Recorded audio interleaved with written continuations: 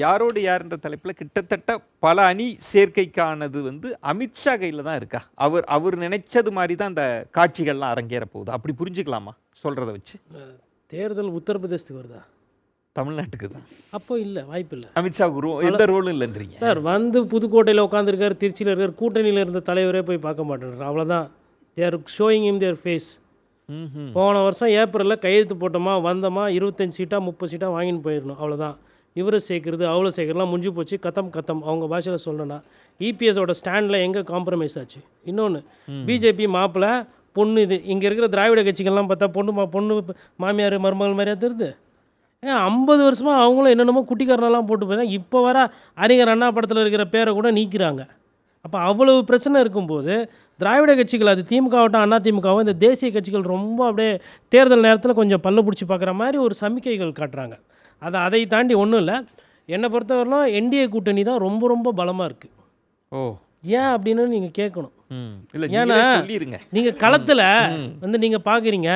நேற்று செந்தில் சார் சொன்னார், தேசிய முற்போக்கு திராவிட கழகம் எப்படியெல்லாம் திட்டத்தை தீட்டி வச்சுருக்காங்க. இங்கேயும் போவாங்க, அங்கேயும் போவாங்க, அங்கேயும் போவாங்க. போக வேண்டிய இடம் எதுன்னு தெரியலனா தான் லெஃப்டா ரைட்டா சென்டர்னு டவுட்டு வரும். ஒரு மக்கள் சிந்தனை, மக்கள் தேவை உங்களுக்கு புரிஞ்சுதுன்னா இந்நேரத்துக்கு ஒரு இடத்துக்கு வந்திருப்பீங்க. ஒன்று லேப்டாப் போனோம், நீட்டு தேர்வு ரத்து எதிர்ப்புனா இங்கே வரணும். இல்லை வரி பிரச்சனை, மக்களுக்கு வாழ்வாதார பிரச்சனை இருக்குது, மத்திய அரசாலனா பிஜேபி எதிர்க்கணும். இல்லை சரி அதிமுக எதிர்கட்சியாக இருக்குது, நிறைய வாட்டி ஆண்ட கட்சி, அவங்க கூட போவோன்னா அங்கே போனோம். அப்புறமா சொல்கிறேன் அப்படின்னா சரி, நீங்கள் அப்புறமா சொல்லுங்கள். ஒன்றே நான் சொல்கிறேன், இன்னும் இருக்கிறது 8 ஞாயிற்றுக்கிழமை தான். அதுக்குள்ளே மக்கள் அப்புறமா உங்களை பார்த்துக்குவாங்க. உடனே சொல்லணும்.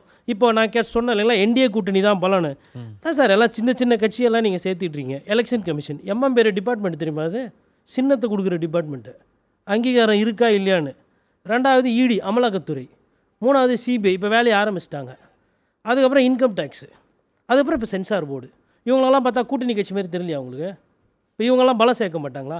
ஆனால் ஒன்றும் அதிமுக பலவீனமாக இருக்குது, பலவீனமாக. இப்போ இவங்கெல்லாம் நான் சும்மாவாக இருப்பாங்க? தேர்தல் நேரம் வருது இல்லை, பலம் சேர்த்துருவாங்க. ஆமாம். இது இப்போ திமுக இதில் சொல்கிறது உண்மை என்னது? இதெல்லாம் கைப்பாவையாக இருக்குது. அவங்க முதலாளி என்ன சொல்கிறாரோ அப்படி தானே நடக்குது. அவங்கெல்லாம் ஏடிஎம்கே பயமுறுத்துறாங்களே. அது சார் ஏடிஎம்கே பயம்புத்துவாங்க. அதனால ஏடிஎம்கே மேலே வழக்கு பதிவு பண்ணல. இப்போ கடைசியா அப்படி இப்படி போனால் அதுவும் பண்ணுவாங்க. அந்த பீரியட்லாம் முடிஞ்சு போயிடுச்சு. இப்போ கோட்டீஸ்வரன் சொன்னது அமித்ஷா அவர்கள்ட்ட அது உங்களுக்கான இடம் என்னன்னு இபிஎஸ் காமிச்சாருன்னு February 20க்கு மேல திடீர்னு காலையில முகம் கழுவிட்டு சேலத்துல இருந்து பாரதிய ஜனதா கட்சியோட கூட்டணி இல்லைன்னு எடப்பாடி அறிவிக்கிறார். என்ன பண்ணுவீங்க? தமிழக அரசியல் தலைவர்கள் யாரா இருந்தாலும் இந்த பிஜேபி சொல்கிறாங்க, காங்கிரஸ் சொல்கிறாங்க, அதெல்லாம் வந்து இங்கே எடுபடுறதும் கிடையாது. அந்த நேரத்தில் நீங்கள் காட்டலாம். இப்போ இன்னொன்று 3வது பஸ் ஒன்று பற்றி நம்ம பேசணும். இருக்கிறதுலே முக்கியமான பஸ் மாப்பிள்ள சபீர் கூட சொன்னாப்புல, எந்த பஸ் எப்படின்றது எல்லாம் பார்க்கும்போது இது டீலக்ஸ் பஸ்ஸு, ஏசி இருக்குது, இதில் பாட்டு போடுவாங்க அப்படின்னா ஓகே, இது திமுக பஸ்ஸில் இந்த ஃபெசிலிட்டிலாம் இருக்குது. அதிமுக பஸ்ஸில் வந்து செமி ஸ்லீப்பரு, அதுக்கப்புறம் இதுலேயும் வந்து இது வேகமாக போவோம் அப்படின்னு ஒரு அனுபவம். இது பஸ்ஸு வந்து புதுசாக வந்த பஸ்ஸு, இதில் ஏசி இருக்குதா, டிக்கெட் இருக்கா இல்லையா எதுவுமே தெரியாது. அதை தாண்டி இப்போ அந்த பஸ்ஸும் அங்கே இல்லை, சிபிஐ எடுத்துன்னு போயிடுச்சு. அப்போது நான் அதனால தான் சொல்கிறேன், அந்த என்டிஏ கூட்டணின்றது அந்த வந்து அங்கே பலமாக இருக்குது. ஆனால் பிஜேபி இங்கே எதையும் பண்ண முடியாது. நான் கூட்டணியில் இருக்கும்போது இந்த விஷயங்கள்லாம் எனக்கு பண்ணி கொடுத்தா நான் பண்ணுவேன். அது மட்டும் இல்லை, அந்த பஸ்ஸு இறங்கின உடனே ஆக்சிடென்ட்ல 41 பேரை கொண்டுடுச்சு. அப்போ வாஸ்து சரியில்லைன்றாரு சார், பயப்படுறான் எல்லாரும். அப்போ ஆனால் அந்த பஸ்ஸுக்கு தான் வரிந்து கட்டி கொண்டு அன்றைக்கு அதிமுகவும் பாஜகவும் அந்த பஸ்ஸு காரணம் இல்லை, அந்த பஸ்ஸு காரணம் இல்லைன்னு சொன்னாங்க. அதை நீங்கள் மறுக்க மாட்டீங்க. இவங்க எவ்வளோ பலவீனமாக இருப்பாங்கன்னு யோசிங்க. சரி, பலவீனமாக இருக்காங்கன்றீங்க. இப்போ இந்த 3வது சொன்னார், பஸ் டிரைவரு விருப்பப்பட்டு இவ்வளவு பேர் இறக்கணும் அப்படின்னு சொல்லிட்டு யாரும் பண்ண மாட்டாங்க, பிளான் பண்ணாம இருப்பாங்க. அந்த இடத்துல தான் வந்து நடவடிக்கை எடுக்கக்கூடிய இடத்துல இருக்கக்கூடியவங்க ஏவன்னா கூட அந்த பஸ் டிரைவரை சேர்க்கல அப்படின்றதும் கூடுதலா. இதெல்லாம் தாவேகாவுக்கான பாசிட்டிவ் சைடா பாருங்க. இது எப்படி சார் பாசிட்டிவ்? அதை பொருட்படுத்துறாங்க. இல்ல தாவேகால இது பாசிட்டிவா பார்க்கலாம். இது கைது செய்யாம இருக்கிறது பாசிட்டிவா பார்க்கலாம். நான் எப்படி வேற யாருன்னா இருந்தா 40 பேர் இறந்துருந்தாங்கன்னா என்ன கைது செஞ்சிருக்கணும். இந்த பஸ்ஸை எவிடன்ஸ் ஆக்ட்ல அன்னைக்கே எடுத்துன்னு போயிருக்கணும். இவ்வளவு நாள் வச்சிருந்து அதுக்கு பூஜைலாம் வேற பண்ணிக்கிட்டு இருந்தாங்க. இப்போ இதுல என்னன்னா, தாவேகா ஒரு கட்சியா ஆரம்பிச்சப்போ எவ்வளவு ஆப்ஷன்ஸ் இருந்தது. விசிகா இருந்தது, அண்ணன் திருமாவளவன் அந்த புத்தக வெளியீட்டு விழாலாம் கலந்துக்கு வர நெருக்கம் பாராடும். மதிமுக கூட ஒரு சாய்ஸாக தான் இருந்தது.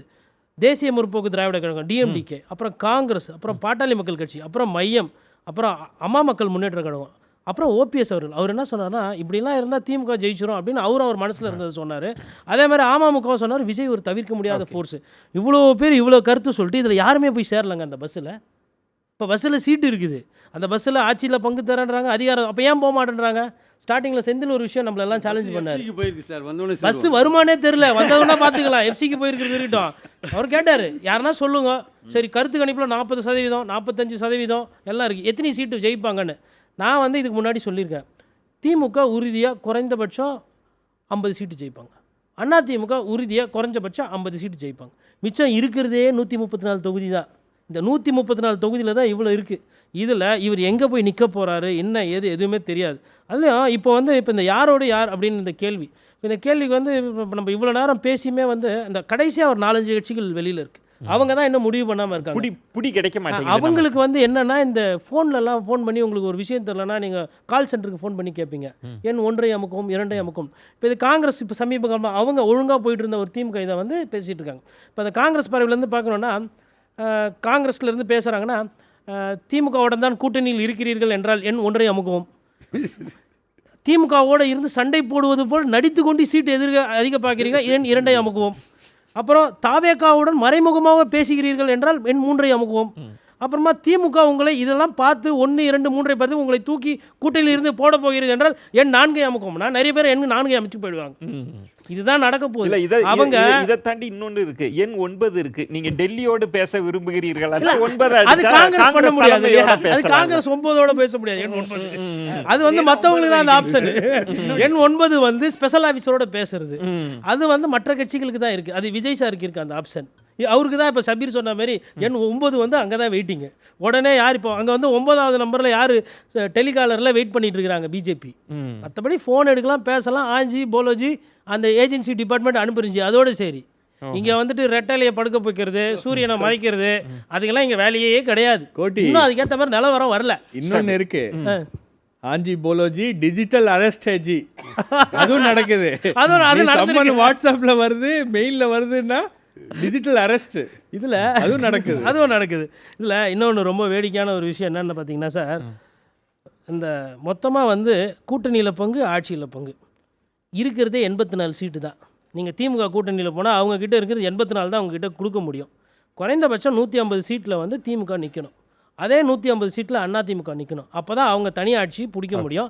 அதை தான் அவங்க கடந்த காலத்தில் பண்ணியிருக்காங்க, இப்போவும் அதான் பண்ணலாம். தூக்கத்தில் கூட சரி, திமுகவும் அதிமுகவும் தேர்தலுக்கு முன்னாடி அதை ஒத்துக்க மாட்டாங்க, அது இவங்களுக்கும் தெரியும். இருந்தாலும் பேரத்தை கூட்டுறதுக்கு வேண்டி அந்த மிச்சம் இருக்கிற 84 யார் அதிகமாக வாங்கணும் அப்படின்றதுக்கு வேண்டி தான் இது. எங்க ஒருவேளை நீங்க ஆட்சியில் பங்குன்னு ஒத்துக்கல அப்படின்னா அன்னைக்கு கூட்டணி விட்டு தாவேக்கா போயிடுங்கன்ற இல்லை, அப்படி வாய்ப்பு இருக்குல்ல. போக மாட்டாங்க, ஆனால் சொல்லுவாங்க. நம்மளாம் பேசுவோம் அதை பற்றி.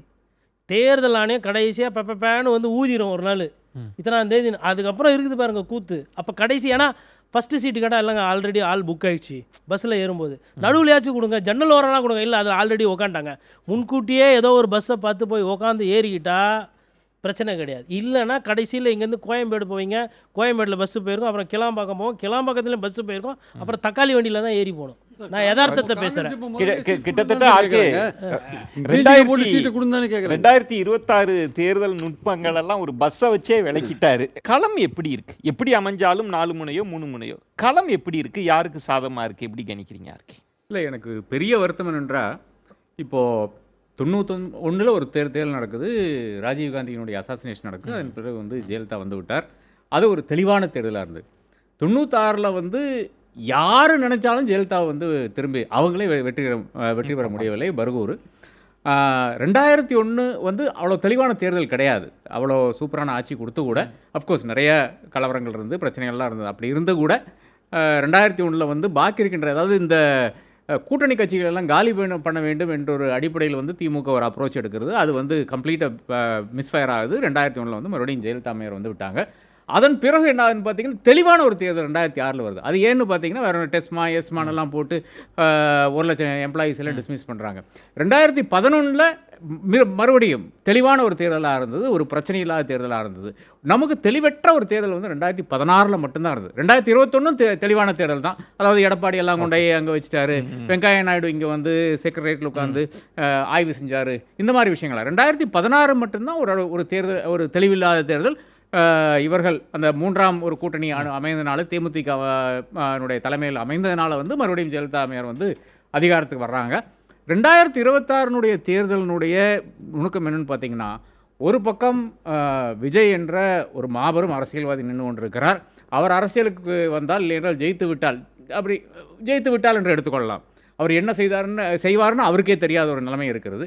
2வது வந்து அதிமுக வந்து விட்டால் பாஜக தான் ஆளும் என்பது வந்து யார்கிட்ட கேட்டாலும் சொல்லுவாங்க. இன்றைக்கி தமிழ்நாட்டில் யார்கிட்ட கேட்டாலும் சொல்லக்கூடிய ஒரு, ஏன்னா அமித்ஷா வந்து சொல்லிட்டே இருக்கிறாரு. இவர் வந்து அமித்ஷானுடைய பேரை எடுக்க மாட்டேங்கிறார். எடப்பாடி பழனிசாமி வந்து அமித்ஷானுடைய பேரை எடுக்க மாட்டேங்கிறார். 3வது வந்து திமுக வந்து விட்டால் அடுத்ததாக உதயநிதி வந்து விடுவாரோ என்ற அந்த ஐயம் இருக்கிறது. ஸ்டாலின் இப்போவே வந்து ஓரளவுக்கு வந்து ஒரு பேக் சீட்டில் பல இடங்களில் வந்து உதயநிதி தான் தோற்றமளிக்கிறார். அப்போ நமக்கு என்ன சாய்ஸ் இருக்குன்றது கேள்வி இருக்கிறது. ஒரு முதிர்ந்த முதிர்ச்சி பெற்ற இல்லைன்றால் தேர்ச்சி பெற்ற ஒரு அரசியல்வாதி வந்து இல்லாமல் போய்விடுவாரோ முதல்வராகி என்ற அந்த ஐயம் வந்து பலருக்கும் இருக்கிறது. ஸோ அந்த அச்சமே ஒரு கடுமையான போட்டி களத்தை உருவாக்கி இருக்கா? களம் அப்படி இருக்கா? அப்போ இவ்வளவுதான். அதாவது இதனால என்ன ஆகுதுன்னு பார்த்தீங்கன்னா, இட்ஸ் ஃப்ரீ ஃபார் ஆல் மாதிரி மாறுது. அதாவது இப்போ தலைவர் என்று எடுத்துவிட்டால் நிச்சயமாக மு.க. ஸ்டாலின் தான் இன்னைக்கு காலத்தில் வந்து இந்தியாவில் இருக்கின்ற சீஃப் மினிஸ்டர்ஸில் எடுத்து பார்த்தீங்கன்னா ஒரு தேர்ச்சி பெற்ற ஒரு சீஃப் மினிஸ்டராக இருக்கிறாரு. ஆனால் அவர் வந்து is he going to be the only face of the next கவர்மெண்ட்ன்ற கேள்வி இருக்கிறது. எல்லா இடத்துலையும் வந்து 2 பேருடைய முகமும் வந்து கொண்டிருக்கும் போது அது மக்களுக்கு ஒரு கன்ஃபியூஷன் நிச்சயமாக வந்து ஒன்று தான் இருக்கிறது.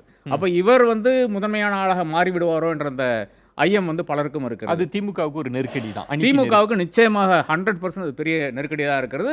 வாரிசு அரசியல் அந்த மாதிரி விஷயம் அதான அமித்ஷா அதான பேசிக்கொண்டிருக்கிறார். அவர் ஒரு குடும்பத்துக்கு தான் செய்து கொண்டிருக்கிறார் என்ற விஷயத்தை வந்து மிக தெளிவாக வந்து கோடிட்டு காட்டிட்டு இருக்கிறார்.